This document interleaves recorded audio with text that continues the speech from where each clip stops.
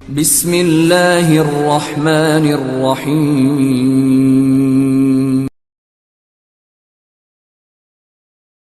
السلام علیکم ورحمۃ اللہ وبرکاتہ۔ الحمدللہ رب العالمین والصلاة والسلام نبینا محمد وعلی آلہ وصحبہ اجمعین، اما بعد۔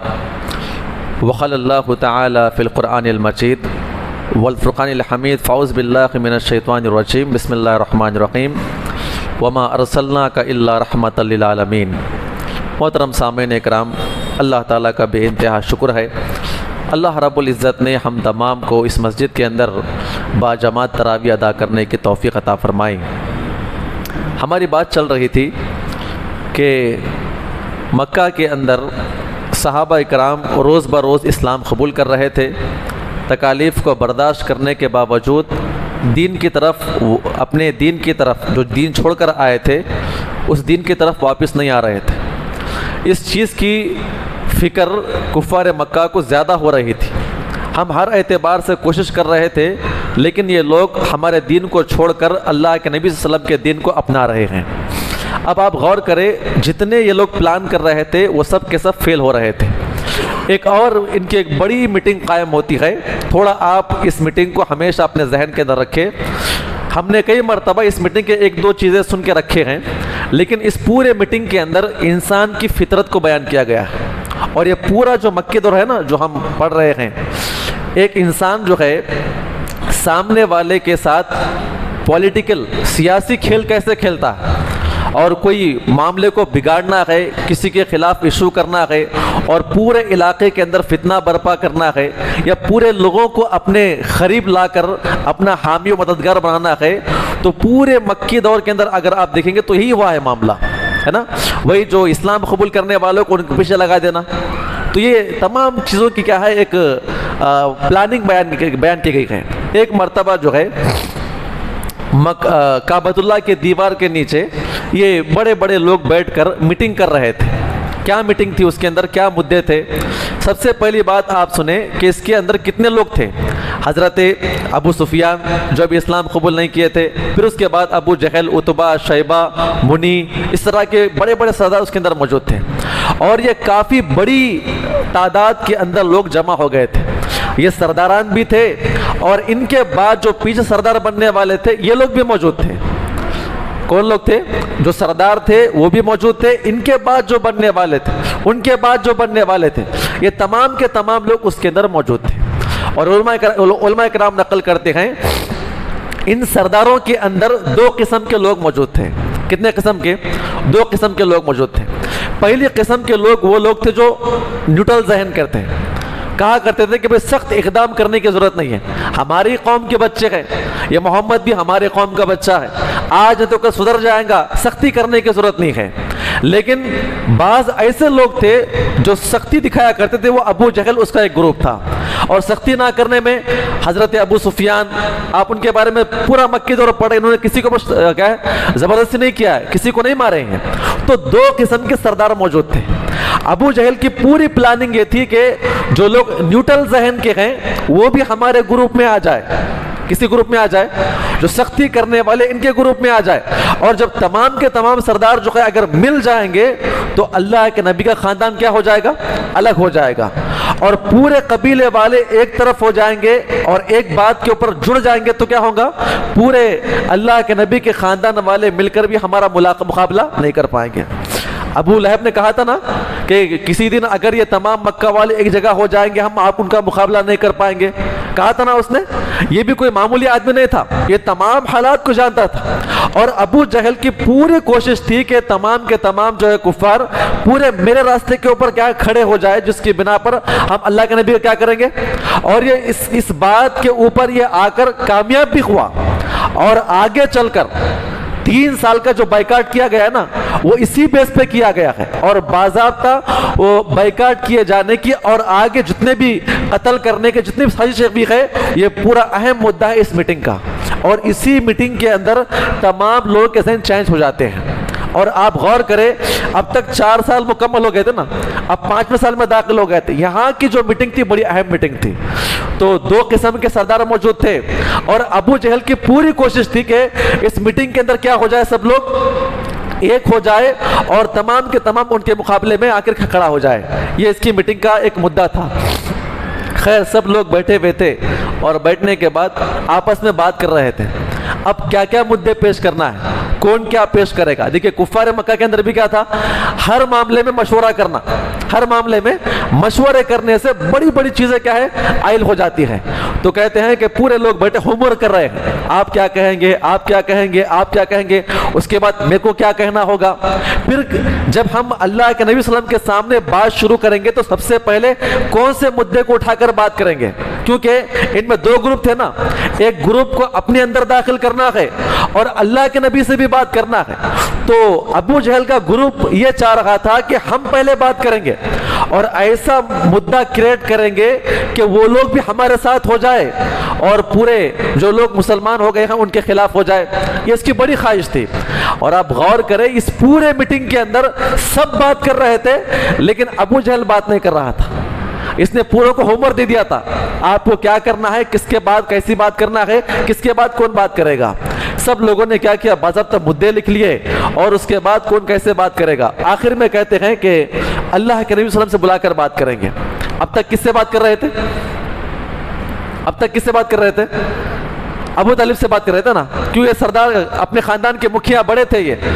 اب کہا کہ ابو طالب سے بات کرنا بیکار ہے, اصل مین آدمی کون ہے, اللہ کے نبی صلی اللہ علیہ وسلم ہے. اور وہ لوگ بلانے کے لیے کہتے ہیں اور ان کے اندر ایک چیز کامن تھی.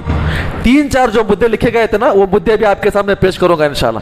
ایک انسان جو ہے کس حد تک گر سکتا ہے یہاں پر اس میٹنگ کے اندر بتایا گیا ہے. بلایا گیا اور اللہ کے نبی صلی اللہ علیہ وسلم کے پاس یہ دعوت دی گئی کہ کفار مکہ جو قریش کے جو بڑے بڑے سردار وہاں پر بیٹھے ہوئے آپ سے کچھ بات کرنا چاہتے ہیں. نبی صلی اللہ علیہ وسلم اکیلے نہاتے ان سے بات کرنے کے لیے آ گئے. کعبۃ اللہ کے دیوار کے نیچے پورا بڑا مجموعہ لگا ہوا ہے. نبی صلی اللہ علیہ وسلم آنے کے بعد ان کو آنے کے لیے کہا گیا اور ان کو بیچ میں بٹھا دیا گیا. بٹھا دیے جانے کے بعد پورے اپنے اپنے ہوم ورک کے مطابق کون سی بات کرنا ہے, کیسی کیسی بات کرنا ہے. سب سے پہلے جو مدعا اللہ کے نبی صلی اللہ علیہ وسلم کے پاس چھیڑتے ہیں وہ بڑا اہم مدعا تھا اور ان کے پہلے مدعے چھوڑنے کی بنا پر ہی آپ سوچ سکتے ہیں کہ ابو جہل کا ذہن کتنا فاسٹ تھا. کیا مدعا تھا پہلا مدعا یہ تھا کہ دیکھو محمد صلی اللہ علیہ وسلم, دیکھو محمد, اصل بات یہ ہے جب سے آپ یہ دین کی بات کر رہے ہیں, اپنے معبود کی بات کرتے ہیں, نمبر 1 ہمارے گھروں کے اندر اختلاف ہو رہا ہے اور عرب والے کبھی نہیں چاہتے کہ اپنے بھائیوں کے درمیان اختلاف ہو جائے. دوسرا ہمارے کنبے قبیلے خاندان میں اختلاف ہو چکا ہے. نمبر 3 ہماری قوم میں اختلاف ہو چکا ہے, اب ہمارے اندر اتحاد باقی نہیں. حالانکہ ہم لوگ 360 معبودوں کی پوجا کرنے والے, ایک آواز کہنے کے بعد ہم جم جایا کرتے تھے. تم نے کیسا فتنہ لا کے کھڑا کیا. اور ان کے مقابلے میں یعنی جو بھی آدمی گھر کے اندر, قوم کے اندر اور خاندان کے اندر فتنہ ڈالنے والا بہت برا آدمی تھا. آج ہمارا معاملہ کیا ہے, فتنے ڈالنے والے کو ہم اپنے سر پہ بٹھا دیتے ہیں, ہے نا. تو ان کے پاس ایک بہت بری بات تھی کہ کوئی آدمی کسی گھر کے اندر فتنہ ڈالے. نمبر 2 خاندانوں کے اندر فتنہ ڈالے اور نمبر 3 کسی قوم کے اندر فتنہ ڈالے. اللہ کے نبی ان کے نگاہ میں کیا تھے, فتنہ ڈالنے والے تھے. اور پوری قوم جاگ گئی اور باضابطہ مجلسیں قائم کر رہے ہیں. ہم جو متحد ہو کر یہاں پہ جی رہے ہیں, کوئی فتنہ نہ ڈالے اور فتنے والے کو باہر کھینچ کر نکال دے. نبی صلی اللہ علیہ وسلم بیٹھے ہوئے ان کی باتوں کو سن رہے تھے. اور سب سے بڑی بات یہاں پر ایک میٹنگ کی بات بیان کی گئی ہے کہ جب تک سامنے والے کی بات مکمل نہ ہو جواب نہیں دینا چاہیے. کہا کہ آپ نے خاندان والوں میں, کنبے قبیلے والوں میں اور اس سے بڑھ کر آپ اسی قوم کے رہنے والے, اور کیا ہے آپ کی پوری قوم کے تتر بتر ہو چکی ہے, اختلافات ان کے اندر پھیل چکے ہیں, آپ کون سا نیا فتنہ لا کے کھڑا کیے ہیں. نبی صلی اللہ علیہ وسلم ان کی باتوں کو سن رہے تھے. اس نے مکمل بات کر دی. اب دوسرے کی باری آ گئی, کیا مدعے پیش کرنا ہے. پیش کرتا ہے کہ دیکھیے اے محمد صلی اللہ علیہ وسلم, انسان کی فطرت ہے, ہم سمجھ رہے ہیں کہ جو اتنا آپ ڈال رہے ہیں نا فتنہ ہمارے درمیان، ہمارے کنبے قبیلے کے درمیان فتنہ ڈال رہے ہیں، اکثر و بیشتر انسان کی خواہش یہ ہوتی ہے کہ وہ انسان کیا ہو جائے؟ مالدار ہو جائے۔ اگر آپ کا یہ منشا ہے کہ آپ مالدار بن جائیں گے، دیکھیے ہم سب لوگ یہاں پر رئیس مکہ بیٹھے ہوئے ہیں، ہم اپنے گھر کے پورے سامان، پوری جائیداد، پوری پونجی ہم آپ کے قدموں میں لا کے رکھ دیں گے۔ اگر آپ مال کے لیے کام کر رہے ہیں تو کیا کر دے؟ آج سے وہ کام کو ختم کر دے۔ دوسرا آدمی کہتا ہے آپ کو مال بھی چاہیے، اور اس کے بعد انسان کی خواہش یہ ہوتی ہے اور انسان کی فطرت یہ ہوتی ہے، جب ایک انسان کے پاس مال آ جائے، کیا آ جائے؟ مال آ جائے، مال آنے کے فوری بعد کفار مکہ کہتے ہیں آپ کو مال بھی چاہیے، اور ہو سکا تو انسان کی فطرت کیا ہے؟ مال آ جانے کے بعد انسان کو کیا چاہیے؟ کرسی چاہیے، عہدہ چاہیے، بڑا بننا چاہیے، لوگ سلام کرے اسے، سردار بنے، امیر صاحب بنے، فلاں بنے، فلاں بنے۔ انسان کی ایک فطرت بیان کی گئی ہے، جب تک انسان کے پاس پیسہ نہ ہو پیسوں کی تلاش میں پھرتا ہے، پیسہ آ جانے کے بعد دوسرا جو بات بیان کی گئی اس کے اندر کیا ہوتی ہے؟ لالچ پیدا ہو جاتی ہے، ہوس پیدا ہو جاتی ہے، میں بڑا بننا، میرے پاس پیسہ ہے، میں پیسے دے رہا ہوں آپ کو، میری بات سننا ہوگا۔ یہ انسان کی فطرت بن جاتی ہے، اور انسان ہمیشہ چاہتا ہے کہ وہ کیا بن جائے۔ اور جتنے بھی لوگ جو فتنہ ڈالنے والے ہوتے ہیں اور جن کے اندر یہ خواہش پیدا ہوتی ہے، آپ ذرا ان کے پیچھے دیکھ لیجئے، وہ پیسوں کے اعتبار سے بالکل فٹ انسان ہوتے ہیں، اور جن کے اندر پیسہ نہیں ہوتا ہے آپ لا کے کھڑا کر دے انہیں، وہ بھاگ کے نکل جاتا ہے۔ میرے پاس کیا ہے؟ میں پھٹیچر آدمی، میں 24 گھنٹے باہر کام کرنے والا، میں کام نہیں کر پاؤں گا۔ جس کے پاس پیسوں کی فراوانی ہوتی ہے، دوسری چیز کیا آتی ہے اس کے اندر؟ عہدے کی لالچ آتی ہے۔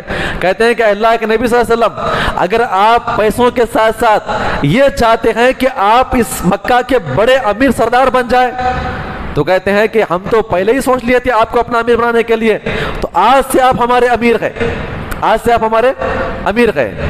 تیسرا آدمی کہتا ہے اے اللہ کے نبی صلی اللہ علیہ وسلم اگر آپ کو پیسے بھی نہیں چاہیے، سرداری بھی نہیں چاہیے، اگر آپ یہ فتنے ڈالنے والا کام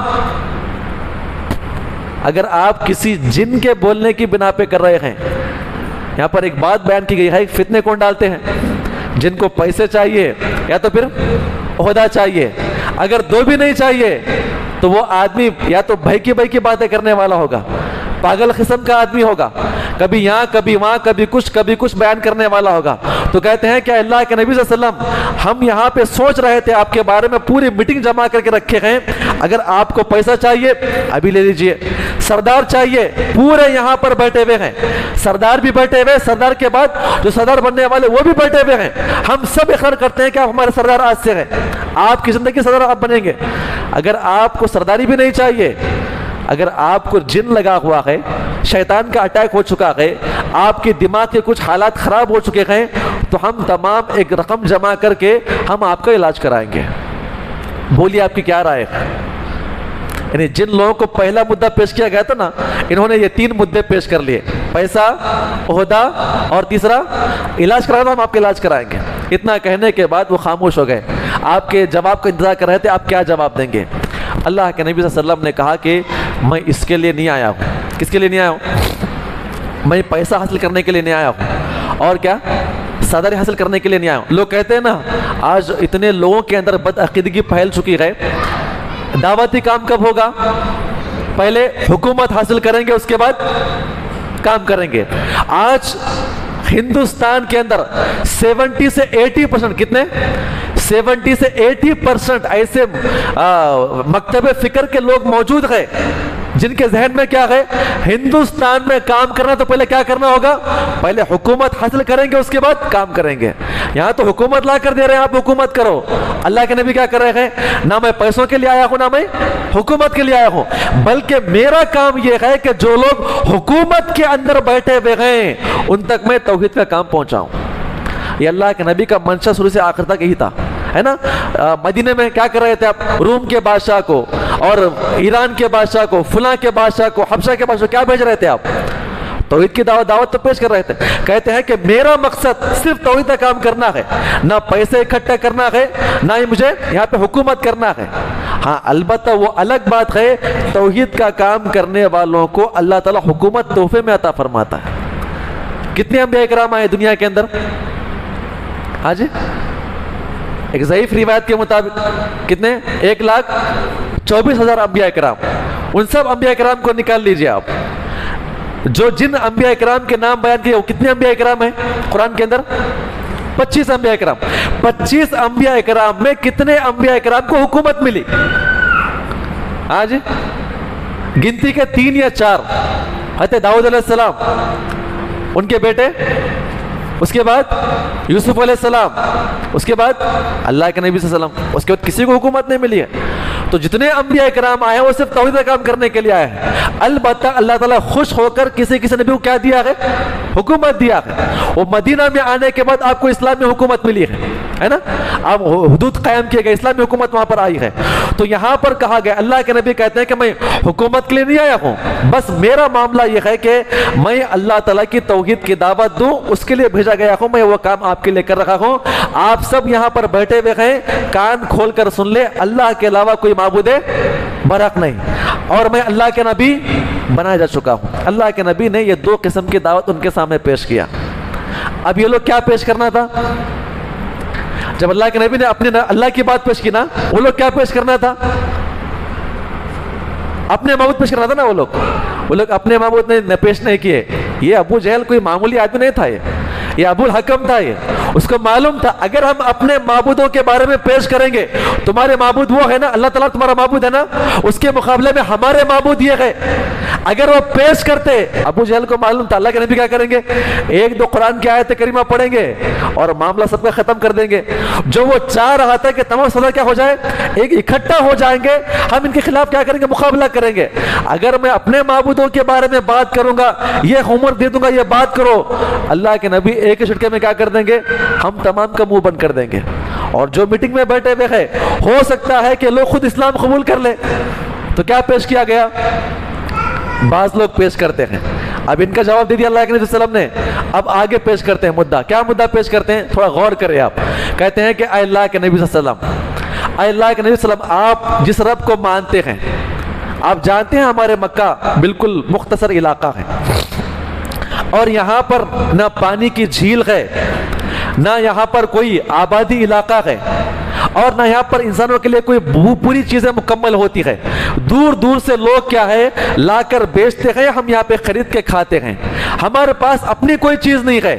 آپ اپنے رب کو کہہ دیجئے مکہ کی وادی کو کیا کر دے، مکہ کی وادی کو وسیع کر دے، مکہ اور بلند ہو جائے، اس کی دھرتی کیا ہو جائے، اور بلند ہو جائے اور وسیع ہو جائے. اور نمبر 2، ملک شام اور عراق کے اندر بڑے بڑے پانی کے جھیل اور جھرنے ہیں. آپ کے رب کو حکم دے دیجئے اس مکہ کے اندر ویسی آبادی یہاں پہ آ جائے اور ویسا پانی یہاں پر آ جائے. اور نمبر 3، ہم آپ کو اس وقت تک نبی نہیں مانیں گے جب تک کہ ہمارے جو بڑے مر چکے ہیں. آپ کے داداؤں میں کون تھے؟ قصی بن کلاب. کیا نام تھا؟ قصی بن کلاب کے بارے میں آتا ہے بڑے انصاف پسند آدمی تھے، سچ بولنے والے آدمی تھے. تو انہوں نے کہا کہ اگر وہ زندہ بھی کر دیے جائے ہمارے سامنے، اور وہ آ کر ہمارے سامنے کہے کہ ہمارے خاندان کا فرد محمد جو ہے حق بولنے والا انسان ہے، تب ہم آپ کی بات مانیں گے. کتنی باتیں؟ ایک، مکہ کی وادی بلند ہو جائے اور مکہ کی وادی وسیع ہو جائے، اور نمبر 2، دوسرے علاقے کی طرح یہاں پر بھی جھیلیں نکل کر آ جائے، اور نمبر 3، جو ہمارے نیک لوگ مر چکے ہیں اگر وہ پیدا بھی کر دیے جائے، اس کے بعد اگر آپ کے حق میں گواہی دیں گے تو ہم آپ کو اپنا رسول مان لیں گے. اللہ کے نبی صلی اللہ علیہ وسلم سن رہے تھے ان کی باتوں. جواب آپ نہیں دیے، جواب آگے دیے. ایک نقطہ پیش کرتا ہوں، مفسرین نے بڑی اہم باتیں نقل کی ہیں. قصی بن کلاب کون تھے؟ سچ بولنے والا انسان تھا نا. وہ تو مر گیا ہے، دوبارہ آ سکتا ہے؟ نہیں آ سکتا ہے. اور خود اللہ کے نبی موجود ہے، 46 ایئرس اولڈ. کتنے؟ 46 سال ان کی زندگی گزار رہے ہیں. یہ لوگ خود کہا کرتے تھے آپ امیر ہے، آپ صادق ہے. سچا انسان ان کے سامنے بیٹھا ہوا بول رہا ہے میں نبی بنایا گیا، میں نبی بن چکا ہوں. ان کی بات نہیں مان رہے تھے. تو ان کا معاملہ یہ تھا کہ بس اللہ کے نبی کی بات کو نہیں ماننا ہے. اللہ کے نبی کو اٹکا دینا ہے، بس معاملہ یہی تھا۔ نبی صلی اللہ علیہ وسلم جواب دیتے ہیں میں ان کاموں کے لیے بھیجا نہیں گیا ہوں، میں ان کاموں کے لیے بھیجا نہیں گیا ہوں۔ آج تم نے یہ کہا، پرسوں اس نے یہ کہا، پھر اس نے وہ کہا، پھر کوئی یہ کہے گا کہ بھئی عراق اٹھ کر ہمارے پاس آ جائے، میں ان کاموں کے لیے نہیں بھیجا گیا ہوں۔ میرا کام کیا ہے؟ اللہ ایک ہے، میں رسول بن چکا ہوں، 360 معبود باطل ہے، بس اللہ کے نبی نے پھر وہی جواب دیا ان کے سامنے۔ پھر اس کے بعد تیسرے لوگ اٹھے، وہ اپنا ہوم ورک پیش کرتے ہیں، اے اللہ کے نبی صلی اللہ علیہ وسلم آپ ہمارے لیے نہیں کرتے نا، کم از کم آپ اپنے لیے کیجئے۔ کیا کرنا ہے اپنے لیے؟ آپ اپنے لیے، آپ اپنے رب سے کہیے آسمان سے فرشتے اتر کر آئیں۔ کس کے لیے؟ آپ کے لیے۔ ہمارے لیے کیا تھا؟ آپ نے نہیں کیا نا، آپ کے لیے آسمان سے فرشتے نازل ہو کر آ جائیں، اور اس کے بعد اللہ تعالیٰ آپ کے لیے زمین و آسمان کے خزانے کھول دے، آپ بڑے مالک بن جائے۔ نمبر 3، آپ کے لیے اس مکہ کے اندر بڑے بڑے محلات اور باغات بن جائے۔ آپ اپنے پروردگار سے کہیے جب آپ اس مقام پر پہنچیں گے نا، ہم آپ کو اپنا نبی مان لیں گے۔ اللہ کے نبی کا کیا جواب تھا؟ میرے کو اس چیز کی ضرورت نہیں ہے۔ کیا نہیں ہے؟ مجھے اس چیز کی ضرورت نہیں ہے۔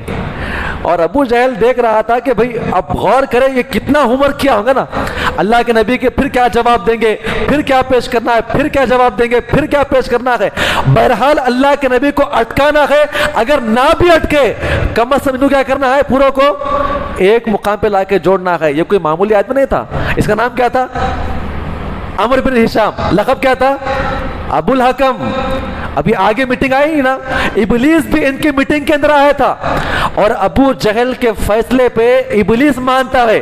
یہ آدمی سرچ کرا، اس کی بات ہم کو ماننا ہوگا، آئے گا ابھی آگے۔ یہ بہت پولیٹیکل آدمی تھا۔ یہ کیا کہا اس نے؟ دیکھ رہے تھے اللہ کے نبی نے کیا کہا؟ مجھے اس کی ضرورت نہیں ہے۔ پھر تیسرے قسم کے لوگوں کو سکھا کے رکھا تھا، آپ اپنے سامنے پیش کریں۔ کیا پیش کیا؟ ٹھیک ہے، نہ آپ ہماری سن رہے ہیں نہ اپنے لیے کچھ کرتے ہیں، آپ کا رب کہاں پر ہے؟ آپ اس کو حکم دے۔ کیا حکم دے؟ یہ آسمان پھٹ پڑے، اللہ کیا کرے؟ ہمارے اوپر عذابات نازل فرما دے۔ اے اللہ کے نبی صلی اللہ علیہ وسلم آپ کیا کریں؟ اپنے رب سے دعا کر دیجئے۔ دیکھیں اللہ کے نبی کو ٹارچر کرنے کے تمام سوالات، حکم دیجئے اپنے رب کو، ہم علاقوں برباد ہو جائے اور اس کے بعد مانیں گے۔ اللہ کے نبی مسکرائے، کیا بے وقوف لوگ ہیں، اللہ کا عذاب آئے تو بچیں گے یہ لوگ؟ اللہ کا جب عذاب آئے تو بچیں گے؟ سب مر جائیں گے، تو مانیں گے کب یہ لوگ؟ اللہ کے نبی مسکراتے ان کی باتوں کو دیکھ کر، کہتے ہیں کہ عذاب آ جائے، عذاب آنے کے بعد آپ کی بات کو مانیں گے، عذاب آئے گا تو بچیں گے کہاں یہ لوگ؟ اللہ کے نبی مسکرائے، اس نے کہا کہ میرے پروردگار کے لیے آپ کے اوپر عذاب نازل کر کے ہلاک کو برباد کرنا یہ کوئی بڑی بات نہیں ہے، وہ میرے اللہ کے اوپر ہے، چاہے تو عذاب دے چاہے تو آپ کو چھوڑ دے۔ ابو جہل وہاں پر بیٹھ کے سوچ رہا تھا، تمام چیزیں کیا ہو رہی ہے؟ پلاننگ ختم ہو رہی ہے۔ اس کے بعد اللہ کے نبی پھر کہتے ہیں تیسری مرتبہ، کیا کہتے ہیں؟ میں اللہ کا پیغمبر ہوں، قاصد ہوں، میں اللہ کا نبی ہوں، میں تمہارے سامنے دعوت دینے کے لیے آیا ہوں کہ تم ایک رب کی بات مانو اور اس کے بعد کیا کرو؟ اپنے معبودوں کا انکار کرو۔ اتنا کہنے کے بعد ان کے جو گروپ والے تھے نا، بڑے بھڑک گئے، چیختے چلاتے ہوئے کہتے ہیں اے محمد صلی اللہ علیہ وسلم، ہم آپ کو رسول نہیں مانیں گے اگر آپ کا رب آپ کے فرشتوں کے ساتھ اتر کر ایک صف کے اندر نیچے آ جائے اور آپ کا رب اور تمام کے تمام فرشتے آپ کے بارے میں گواہی دے یہ رسول بن چکا ہے، تب بھی ہم آپ کی بات نہیں مانیں گے، آپ کے رب کو اپنا رب نہیں مانیں گے، بلکہ ہم اپنے معبودوں کی پوجا کریں گے۔ ایک آدمی کہتا ہے اے اللہ کے نبی صلی اللہ علیہ وسلم آپ کچھ بھی کر لیں ہم آپ کی بات نہیں مانیں گے۔ پیچھے سے ایک آدمی کہتا ہے اے محمد صلی اللہ علیہ وسلم آپ جو کرنا ہے کر لے، ہم آپ کی بات نہیں مانیں گے۔ اب غور کریں، یہ ساری جو میٹنگ چل رہی تھی اللہ کے نبی کو ٹارچر کر رہے تھے۔ جب یہ لوگ کہہ رہے تھے نا ہم اپنے معبودوں کے پاس جمے ہوئے ہیں، ہم اپنے معبودوں کو نہیں چھوڑ سکتے، ہم آپ کی بات کا انکار کرتے ہیں، یہ اس مدعے کے اوپر زیادہ دھیان دیا گیا، جس کی بنا پہ اللہ کے نبی صلی اللہ علیہ وسلم وہاں سے اٹھ گئے، اٹھ کر کہتے ہیں کہ آپ ماننا ہے مانیں یا نہ مانیں۔ اللہ کے نبی صلی اللہ علیہ وسلم وہاں سے نکل گئے۔ ابو جہل کونے میں بیٹھ کے سارے لوگوں کو دیکھ رہا تھا، سب لوگوں کے چہروں کو دیکھ رہا تھا، کچھ غصے میں تھے، کچھ بات کرنے کے تھے، کچھ کے چہروں پہ بل پڑا ہوا تھا، کچھ ششدر رہ گئے تھے، کچھ الگ معاملہ تھا۔ ابو جہل کونے میں بیٹھ کر کہتا ہے، اس کی مراد تو پوری ہو گئی تھی نا، سارے لوگ غصے میں آ گئے تھے۔ دیکھا آپ نے کیسا آدمی ہے محمد، کسی کی بات نہیں مانتا ہے، نہ پیسے چاہیے، نہ وہ چاہیے، نہ یہ چاہیے، اس کو فقط کیا چاہیے؟ یہ اختلاف ڈالنے والا آدمی ہے۔ میں پھر سے کہہ رہا ہوں آپ کو، اگر آپ نہیں جڑیں گے سب کے سب علاقوں برباد کر دیے جائیں گے۔ آپ اب تو میری بات مانیں، میں کئی مرتبہ آپ کو کہتا ہوں کہ اختلاف ڈالنے والا بندہ ہے، اسے کچھ نہیں چاہیے، بس ہم لوگ لڑے آپس میں، مر جائیں، یہ اس کا مدعا ہے۔ اس نے اپنے من کی بات کہہ دیا، تمام کے تمام لوگ متفق ہو گئے۔ اس کے بعد آگے کہتا ہے، انشاءاللہ اللہ کی قسم کھا کے کہتا ہوں، کل اگر محمد نماز پڑھنے کے لیے آئے گا، کل اگر محمد نماز پڑھنے کے لیے آئے گا، سجدے میں جائے گا تو کیا کروں گا؟ بڑا سا پتھر لاؤں گا اور لا کر اس کے سر کو کچل دوں گا۔ اس کے بعد آگے کہتا ہے، اس کو مارنے کے بعد آپ تمام مل کر یا تو مجھے اس کے خاندان کے حوالے کر دینا تاکہ وہ لوگ مجھے قتل کر دے، یا تو مجھے بچا لینا۔ یہ بہت بڑی سیکھ تھی ان لوگوں کے لیے۔ جو کہتے ہیں نا سب لوگ کیا کہتے ہیں، اے ابو جہل تو جو کرنا ہے کر لے، ان تمام کا مقابلہ کون کریں گے؟ ہم سب مقابلہ کریں گے۔ کس کا مقابلہ کریں گے؟ ابو طالب کے خاندان کا مقابلہ کون کریں گے؟ پورے کفار مکہ، مطلب پورے کفار مکہ کے سردار وہاں پر یہ کہتے ہیں، اس کا مطلب یہ تھا کہ اگر آپ نے محمد کو قتل کر لیا، ان کے خاندان والے آ بھی گئے، سارا مکہ ایک طرف، ان کا خاندان ایک طرف، اس کے بعد ہم ان کا مقابلہ کریں گے۔ ابو جہل جو چاہ رہا تھا وہ سب ہو گیا۔ کیا ہو گیا؟ سب لوگ جمع بھی ہو گئے، اللہ کے نبی کو مارنے کے لیے متفق بھی ہو گئے۔ خیر، یہ منظر دیکھنے کے لیے تمام لوگ کہاں پر آ گئے؟ حرم کے اندر کعبۃ اللہ کے پاس آ کر وقت سے پہلے بیٹھ گیا۔ اب کیا ہوگا؟ ابو جہل اپنے وعدے کے مطابق بڑا پتھر، اس کو اٹھانے کے لیے مشکل ہو رہی تھی، اتنا بڑا پتھر لا کر باضابطہ مسجد کے پاس لا کر، کعبۃ اللہ کے پاس لا کر بیٹھ گیا۔ اب آئیں گے تو کیا کروں گا؟ اٹھا کر پھینکوں گا سر کے اوپر۔ وہاں صحابہ کرام بھی موجود تھے جو اسلام قبول کیے تھے، بعض صحابہ کرام چھپائے ہوئے تھے، وہ بھی موجود تھے، اور سارے کفار مکہ وہاں پر موجود تھے یہ منظر دیکھنے کے لیے۔ اگر کوئی ابو جہل کو مارنے کے لیے آئے گا اللہ کے نبی کے خاندان، کیا کریں گے؟ ہم خود ان کا مقابلہ کریں گے۔ یہ اپنے وعدے کے مطابق وہاں پر آئے تھے۔ پیارے نبی صلی اللہ علیہ وسلم آئے، مسجد کے اندر داخل ہوئے، رکعت اپنے باندھی اور زور سے قرات کرنا شروع کیا آپ نے۔ پھر آپ نے رکوع کیا اور سجدے میں داخل ہو گئے۔ سجدے میں داخل ہونے کے بعد سارے لوگ جو ہے، آپ کیا منظر رہا ہوگا نا، سارے لوگ گول بیٹھے ہوئے ہیں، اللہ کے نبی نماز پڑھ رہے ہیں، اور ابو جہل وہاں پر پتھر کے اوپر بیٹھا ہوا ہے جو پتھر اٹھا کر پھینکنا لیا۔ پتھر اپنے ہاتھ میں بمشکل اٹھاتا ہوا ہے نا، بڑا پتھر مشکل اٹھاتا ہوا بالکل اللہ کے نبی صلی اللہ علیہ وسلم کے پاس قریب پہنچا، اٹھا کر اللہ کے نبی کے سر کے اوپر ڈال دے، اور سارے منظر دیکھ رہے تھے۔ بالکل قریب آنے کے بعد ایسا محسوس ہو رہا تھا کہ پتھر اس کے ہاتھوں سے چپک گیا ہے، کوئی بڑی طاقت اس کو مارنے کے لیے آ رہی ہے۔ وہ ڈرتا ہوا، گرتا ہوا، بھاگنے کی کوشش کر رہا ہے، پیروں سے ہٹ رہا ہے، پتھر اس کے ہاتھوں میں چمٹ چکا ہے، اور اپنے ہاتھ سے ڈرتا ڈراتا ہوا، بالکل پسینے میں شرابور ہوتا ہوا بدحواس ہو چکا ہے۔ بدحواس کسے کہتے ہیں؟ بدحواس کہتے ہیں کوئی اتنا بڑا حادثہ اسے پیش آیا ہے، اس کی عقل ضائع ہو چکی ہے، دھیان کہیں اور ہے، آنکھیں کہیں اور لگی ہوئی ہے، بات کرنے والوں کا جواب نہیں دے پا رہا، اسے کہتے ہیں بدحواس۔ بدحواس ہو چکا ہے، پسینے میں شرابور، ہانپ رہا ہے، اور عجیب و غریب منظر وہاں پہ یہاں پہ دیکھ رہا۔ لوگ کہہ رہے ہیں کہ ابو جہل کیا ہوا، بات کرے ہم سے، کیا بات ہوئی ہے؟ وہی دھیان لگا ہوا۔ کچھ دیر کے بعد اس کے اوپر افاقہ ہوا۔ اس کے بعد لوگوں نے پوچھا تو کہا کہ کیا دیکھتا ہوں کہ جب محمد کے پاس گیا پتھر ڈالنے کے لیے کہ ایک بڑے سر کا اونٹ میرے پاس آیا، میں نے اپنی زندگی کے اندر اتنا بڑا اونٹ کبھی نہیں دیکھا، اور اس کی اتنی موٹی گردن تھی، جب وہ منہ کھولتا ہے میرے سامنے تو بڑے بڑے تلوار جیسے اس کے دانت تھے، اور میں ڈر رہا تھا کہ کہیں میرے اوپر اچک نہ لے، اور جیسے میرے پاس قریب آتا ہے تو اس کے منہ سے بڑے بڑے انگار کے شعلے باہر نکلتے ہیں۔ میں ڈر کر یہ پیچھے ہٹنے لگا۔ یہ منظر صرف ابو جہل دیکھ رہا تھا۔ صحابہ اکرام اللہ کے نبی کے پاس آ کر پوچھتے ہیں کہ اللہ کے نبی یہ کیا واقعہ پیش آیا؟ وہ ڈر کر واپس گیا، وہ ویسے بیان فرماتا ہے تو اللہ کے نبی نے بیان فرمایا کہ دیکھو حضرت جبرائیل وہاں پر موجود تھے، اس شکل کے اندر آئے تھے، ایک قدم اور آگے بڑھا تھا تو حضرت جبریل اسے وہیں پہ جلا کر راکھ کر کے دفن کر دیا کرتے تھے۔ اللہ نے کس کی مدد فرمائی؟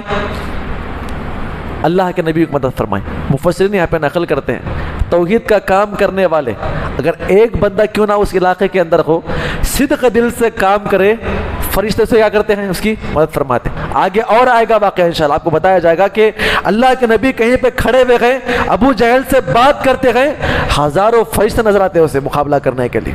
ہے ایک کھڑے ہوئے اللہ کے نبی، ہزاروں نظر آتے ہیں ان کے سامنے۔ تو کہا گیا ہے کہ توحید کا کام کرنے والے کسی کے سامنے گھٹنے نہ ٹیکے، اللہ ان کے ساتھ، فرشتے ان کے ساتھ ہوتے ہیں۔ خیر یہ معاملہ چل رہا تھا، یہ مدعا چل رہا تھا، تو دن پر ابو سفیان کی بیٹی، نام کیا ہے کسی کو معلوم ہے؟ اللہ کے نبی صلی اللہ علیہ وسلم کی بیوی ام المومنین حضرت ام حبیبہ اسلام قبول کر لیا۔ ان کے داماد بھی اسلام قبول کر لیے۔ کون یہ؟ ابو سفیان۔ کہاں بیٹھے ہوئے تھے؟ اس میٹنگ کے اندر بیٹھے ہوئے تھے نا، ابو جہل کا سگا بھائی سلمہ بن ہشام، اس نے بھی اسلام قبول کر لیا۔ اس واقعے کے بعد بڑی میٹنگ کر رہے تھے نا، جوڑنے کے لیے، توڑنے کے لیے، مسلمانوں کو روکنے کے لیے، جہاں جہاں میٹنگ کر رہے ہیں وہاں لوگ اسلام قبول کر رہے ہیں۔ اور جتنے سردار بیٹھے ہوئے تھے ان کے خونی رشتہ دار، ان کا بھائی، ان کا بیٹا، ان کی بیٹیاں، ان کی بہنیں، ان کا باپ، ان کی ماں، اس میٹنگ کے بعد سب اسلام قبول کریں۔ یہ ہاتھ پکڑ کر بیٹھ گئے، یہ کیا اسلام ہے ان کا؟ جتنی میٹنگیں کرتے ہیں اسلام کو روکنے کے لیے، خود ہمارے گھروں کے اندر لوگ اسلام قبول کرتے ہیں۔ تو یہ سب چیزیں چل رہی تھی، یہ لوگ سوچ میں پڑ گئے، کہتے ہیں اس مدعے کو معلوم کرنے کے لیے کیا کریں گے؟ ہم مدینہ بھیجیں گے۔ ایک قافلے کو انہوں نے مدینہ بھیجا۔ قافلے میں کون تھے؟ ایک روایت میں آتا ہے 2 لوگ تھے، ایک روایت میں 3 لوگ تھے، عقبہ بن معیط اور اس کے 1-2 ساتھی۔ مکہ والے بلا کر کہتے ہیں کہ اللہ کے نبی بار بار کیا کہتے ہیں؟ پچھلی قوموں کی طرح ایک رسول میں بھی بنایا جا چکا ہوں۔ اس مدعے کو معلوم کرنے کے لیے یہودیوں کے پاس بھیجتے ہیں۔ یہودی کون لوگ تھے؟ اہل کتاب، تورات کو جاننے والے۔ تو کہتے ہیں کہ یہ مدعا معلوم کرنے کے لیے بھیجتے ہیں کہ واقعتاً وہ اللہ کے نبی بنائے گئے ہیں نہیں ہیں، ان کو معلوم کرنے کے لیے۔ کتاب کا علم ان کے پاس تھا۔ یہ 2-3 لوگ جو ہے مدینہ پہنچے۔ مدینہ پہنچنے کے بعد جو وہاں کے یہود کے بڑے بڑے علماء اکرام تھے، وہ بھی اللہ کے نبی کے منتظر تھے نا، آخری نبی آنے والے، ان کو بھی معلوم تھا اس چیز کو لے کر۔ آ کر انہوں نے سارا معاملہ پیش کیا۔ ہمارے پاس ایک آدمی تھا، 40 سال رہا، سچ بولا کرتا تھا، نبی ہونے کا اعلان کیا، اور اسلام قبول کرنے والے غریب بھی ہے، فقیر بھی ہے، آزاد بھی ہے، مالدار بھی ہے، سب لوگ اس کے اوپر اسلام قبول کر رہے ہیں۔ اپنے آپ کو نبی کہتا ہے، فرشتہ جبریل ان کے پاس آیا کرتا ہے، اس کا دعویٰ ہے، قرآن وہ پیش کرتا ہے۔ کیا پیش کرتا ہے؟ قرآن پیش کرتا ہے۔ ذرا اس کے بارے میں آپ بتائیے۔ انہوں نے اپنی اپنی کتابیں کھولی، تورات کھولی، پڑھتے رہے۔ پھر اللہ کے نبی کا تذکرہ ان کو ملا۔ کہتے ہیں کہ ہاں، عرب کے علاقے میں ایک نبی آنے والا ہے، اس کا نام کیا ہوگا؟ اس کا نام کیا ہوگا؟ احمد۔ کیا ہوگا اس کا نام؟ احمد۔ بعض روایتوں میں محمد کہیں گے تو معاملہ ختم تھا نا، اس کا نام کیا ہوگا؟ احمد۔ اس اسلام کیا پیش کرتے ہیں؟ من بعد اسمہ احمد۔ قرآن کی آیت کریمہ ہے نا، میرے بعد ایک رسول آئے گا، نصیحت کرتے ہیں اپنے، قرآن بیان کرتا تھا، من بعد اسمہ احمد، نام کیا ہوگا اس کا؟ احمد ہوگا۔ کہتے ہیں اس کا نام تو کیا ہوگا؟ احمد ہوگا۔ کہ یہ کیا سوچتے ہیں؟ ان کا نام کیا ہے؟ محمد ہے۔ کہا اس کا نام احمد ہوگا۔ یتیم ہوں گے اور دعوتی کام کریں گے، اور ان کے اوپر قرآن نازل ہوگا، اور پورے علاقے کو فتح کریں گے، پوری دنیا کے اندر کیا کریں گے؟ وہ توحید کو عام کریں گے۔ یہ انہوں نے نشانہ بیان فرمائے۔ اور وہ آدمی واقعتاً اللہ کے نبی ہے یا نہیں ہے معلوم کرنے کے لیے ان سے 3 سوال کرنا۔ کتنے سوال کرنا؟ 3 سوالات کرنا۔ اور کہا کہ پہلا اور دوسرا سوال کا جواب دے تو مان لینا کہ وہ آخری نبی ہے۔ تیسرا سوال کہا، تیسرے سوال کا جواب اگر وہ دینا چاہے اور وہ کچھ دے رہا ہے جواب اس کے بارے میں، تو سمجھ لینا کہ وہ آدمی جھوٹا نبی ہے۔ 3 سوالات انہوں نے لکھ کے دے دیے، اور وہ اپنے مکہ کے پاس کافروں کے پاس آئے۔ کہا کہ انہوں نے یہ 3 سوالات کیے ہیں۔ 3 سوالات میں ذرا اختلاف ہے۔ کیا ہے؟ اختلاف ہے۔ سارے مکہ والے جو ہے کفار جو ہے مل کر اللہ کے نبی صلی اللہ علیہ وسلم کے پاس آ کر کہتے ہیں کہ اللہ کے نبی صلی اللہ علیہ وسلم آپ کیا ہے ہمارے سوالات کے جواب دیجئے۔ کیا سوالات ہیں آپ کے؟ ایک روایت میں آتا ہے، اختلاف کیا ہے؟ ایک روایت میں آتا ہے اصحاب کہف کون ہے؟ اصحاب الکہف کون ہے؟ نمبر 2، موسیٰ اور خضر کا واقعہ، یہ کس میں ہے؟ ہاں جی، سورہ کہف کے اندر ہے نا، اصحاب کہف کا واقعہ، موسیٰ اور خضر کا واقعہ کیا ہے، اور تیسرا ذوالقرنین کون ہے؟ اللہ نے ان کے جواب میں پوری سورت الکہف اتاری ہے۔ ایک اور روایت میں تھا 3 سوالات کیا کیے، اصحاب کہف کون ہے، ذوالقرنین وہ آدمی کون ہے جو دنیا کے اس کونے سے اس کونے کی طرف سفر کیا، انشاءاللہ ان کا واقعہ آئے گا، انشاءاللہ اس میں تفسیر میں کل پرسوں آئے گا انشاءاللہ واقعہ، کہاں سے اس کونے سے اس کونے کا سفر کس نے کیا، اور تیسرا انسان کے اندر جو روح ہے نا اس کی حقیقت کیا ہے۔ یہودی کہتے ہیں کہ اگر تیسرا سوال روح کی حقیقت کوئی بیان کر دے تو سمجھ لینا کہ وہ آدمی جھوٹا نبی ہے، کیا ہے وہ جھوٹا نبی ہے۔ 3 سوالات لے کر اللہ کے وسلم کے پاس آئے، اے اللہ کے نبی 3 سوالات کے جوابات دیجئے، ہم آپ کو صحیح نبی مانیں گے، حقیقی نبی مانیں گے۔ نبی صلی اللہ علیہ وسلم نے کہا کہ آپ جائیے، میں کل آپ کو جواب دیتا ہوں۔ آپ نے کیا بولنا بھول گئے، آپ انشاءاللہ کہنا بھول گئے۔ بڑی مشہور روایت آپ کو معلوم ہے، آئے کل، کہا محمد صلی اللہ علیہ وسلم جواب ہے آپ کے پاس؟ کہا کہ ابھی جواب نہیں آیا ہے۔ کہا ہم نے کہا تھا نا یہ جھوٹا آدمی ہے، نعوذ باللہ۔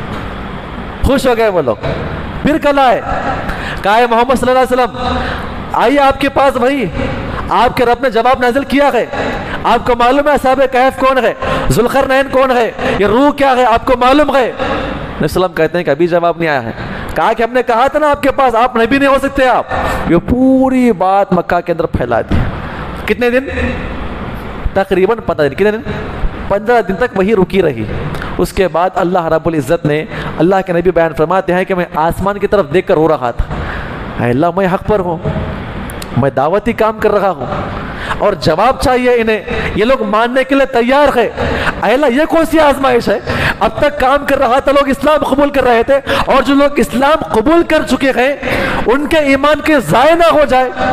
ایک تو یہ لوگ اسلام قبول کرنا کرے وہ الگ بات ہے، جو لوگ اسلام قبول کر چکے ہیں ان کے ایمان ضائع نہ ہو جائے۔ اللہ کے نبی آنکھوں سے آنسو نکالا کرتے، بار بار آسمان کی طرف دیکھنا۔ کتنے دن کے بعد؟ تقریباً 15 دن کے بعد پھر وہی نازل ہوتی ہے۔ اللہ کے نبی نے سب کو بلا کر کہا کہ اب آؤ جواب لو۔ کیا جواب ہے؟ اصحاب کہف کون ہے؟ وہ نوجوان تھے، 309 سال غار میں سوئے رہے، اور فلاں فلاں ان کا جو بھی واقعہ بیان کیا گیا ہے آپ کو سب معلوم ہے۔ دوسرا جواب وہ ذوالقرنین ہے، جن کے سر کے اوپر کیا تھے؟ 2 سنگ تھے، ان کے سر پہ 2 سنگ تھے اور 2 پر تھے، انہیں انسان تھے لیکن 2 پر تھے اور 2 سنگ تھے ان کے، اور ان کا بڑا لمبا واقعہ، طویل واقعہ ان کو معلوم ہے۔ اس کے بعد کہا کہ روح کے بارے میں کان کھڑے کرتے، کیا جواب دیں گے روح کے بارے میں؟ کہتے ہیں کہ روح جو ہے یہ اللہ کا حکم ہے۔ روح کیا ہے؟ اللہ کا حکم ہے، اللہ کے حکم سے آتی ہے، اللہ کے حکم سے جاتی ہے۔ اتنا کہنے کے بعد واپس چلے گا۔ آج ہے نا فلموں کے اندر، گانوں کے اندر ہم دیکھتے ہیں، دیکھیے روح کیسی ہوتی ہے؟ انسان کی شکل، انسان کی شکل کی روح نہیں ہوتی ہے۔ یہ جو بھی بیان کرتے ہیں روح نکل رہی ہے، روح آ رہی ہے، انسان کی شکل، روح صرف اللہ کا حکم ہے۔ کیا ہے؟ اللہ کا حکم ہے، آپ اسے محسوس نہیں کر پائیں گے۔ جیسے مثال کے طور پر اگر مثال دوں آپ کو، دھوپ ہے، دھوپ ہے نا، آپ محسوس کرتے ہیں نا، کڑک دھوپ ہے، آپ پکڑ سکتے ہیں اسے؟ ہوا ہے، محسوس کر سکتے ہیں نا آپ اسے، ہوا لگ رہی ہے، آپ پکڑ پائیں گے اسے؟ روح بھی ایک ایسی چیز ہے جس کا آپ کو اندازہ نہیں ہے، بس یہ اللہ کا حکم ہے، اللہ کہنے کے بعد آتی ہے، اللہ کہنے کے بعد یہ باہر نکل جاتی ہے۔ اس کے بعد کیا ہوا انشاءاللہ کل آپ کے سامنے پیش کیا جائے گا۔ اللہ سے دعا کہ اللہ تعالی ہم تمام کو اس عمل کی توفیق عطا فرمائے، آمین۔ السلام علیکم ورحمۃ اللہ وبرکاتہ۔